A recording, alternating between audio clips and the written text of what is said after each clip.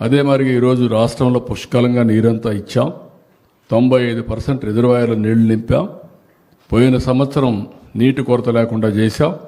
ఈ సంవత్సరం కూడా మళ్ళీ అన్ని రిజర్వాయర్ల నీళ్లు నింపి భవిష్యత్తులో కూడా వాటర్ సెక్యూరిటీ కోసం పనిచేస్తున్నాం.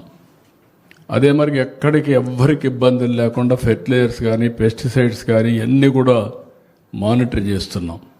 అదే సమయంలో రైతులు గుర్తుపెట్టుకోవాలి, మీరు ఎక్కువ యూరియా వేసి మొత్తం దీనివల్ల ప్రజల ఆరోగ్యానికి కూడా ప్రమాదం. నేను ఆ మాట చెప్పాను. ఈ సంవత్సరం దగ్గర ఒక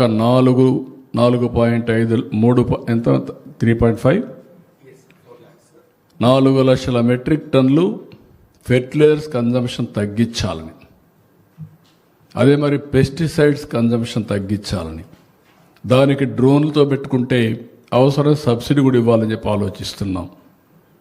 దానివల్ల రాబోయే రోజుల్లో మన రాష్ట్రంలో ఆరోగ్యవంతంగా ఉండే అవకాశం వస్తుంది. లేకపోతే ఫెర్టిలైజర్స్ ఎక్కువ వాడితే క్యాన్సర్ వస్తుంది, పెస్టిసైడ్స్ ఎక్కువ వాడినా క్యాన్సర్ వస్తుంది. ఈ విషయం కూడా మనం గుర్తుపెట్టుకోవాలి. ఎక్సెస్ యూజ్ చేస్తే కొనేవాళ్ళు కూడా ఉండడం లేదు. ఇటీవల చైనాకి వెళితే ఒక కన్సైన్మెంట్ తిరిగి పంపించారు. యూరోప్ పంపిస్తే మన పంటలు కొనే పరిస్థితులు కూడా లేరు. అందుకే నేను మైక్రో న్యూట్రియంట్స్ ఇవ్వాలనుకుంటున్నాం. భూసార పరీక్షలు రెగ్యులర్గా చేస్తాం.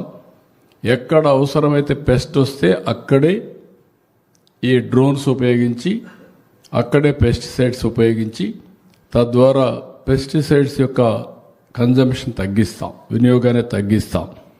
కాబట్టి ఇవన్నీ కూడా అన్ని షాపుల్లో ఇవన్నీ నిల్వలు అన్నీ కూడా పెట్టాం. ఎవ్రీడే మా కలెక్టర్స్ అంతా కూడా ఎక్కడికక్కడ ప్రెస్ రిలీజెస్ ఇస్తారు. ఇవన్నీ ఇచ్చిన పక్క రాష్ట్రాలకు ఎక్కడా పోకుండా నిఘా పెట్టమన్నాం. ఎందుకంటే నైబరింగ్ స్టేట్స్లో కొంత డిమాండ్ ఉంది.